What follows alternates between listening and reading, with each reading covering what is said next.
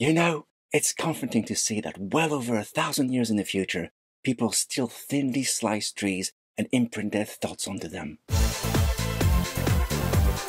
Hey, Commander Fennec here, and would you believe that this is a Burnham-centric episode that wasn't half bad? Actually, I thought what she was going through was way more interesting than the rest of the show, especially that kiddie team-up in engineering. Well, they do brainstorm a lot these days to find solutions to problems. They do, but this one felt the most artificial, and it's like it's starting to have its own trademark style, which frankly is getting as irritating as last year's every captain needs their own unique catchphrase. I'm so glad they stopped doing that. Aye. So with the Breen hot on their tail, the Discovery find the archive and go look for the final clue. And just how are the Breen hot on their tail? They've got a spore drive and can travel wherever they want instantly. So the episode can have more tension. That's actually the worst part of the episode, and perhaps even the entire season.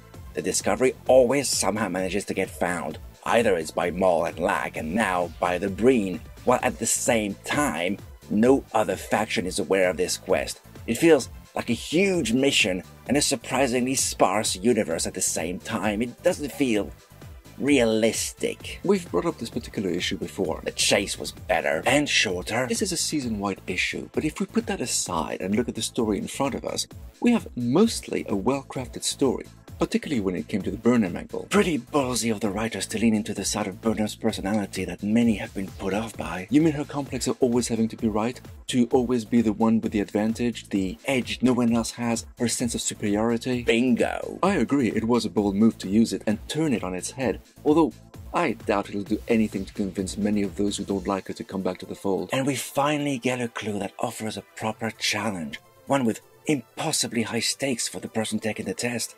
Solve it, or die. True, up until now, I thought the other tests were pretty casual, and were actually quite easy to work around, especially if you had nefarious intentions. Well, the first one just needed an understanding of Romulan culture.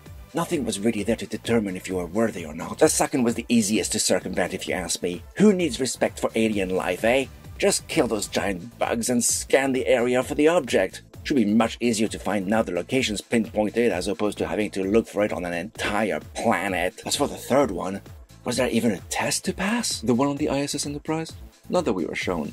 We just found clothes of kids and refugees. There was nothing there to teach you anything or prove you were worthy of anything, if all you cared about was getting the prize by any means. Same with the fourth. The clue is in one of a handful of towers. It could take a while, but it would be found once you knew where to look. That one was also disappointing story-wise because it didn't take advantage of the culture's uniqueness to find it. Yeah, that was a weird writing decision. And again, there was nothing there to prove your worthiness, just a puzzle to be solved. I'm still peeved the crew didn't repair the other towers to give the natives a bigger area to live in. No time. Had to move to the next adventure. Very Kirk-like. So we finally arrive at the final clue, and really, the only one which could truly be viewed as a test of worthiness. I did like the fact it took place all in Burnham's head, like for Picard in the Inner Light. They even mention that she's been caught in a nucleonic beam, just like Picard was in that episode. Except in this case there was no speeding up of time or anything. Nice nod, which I did appreciate. So there we have it.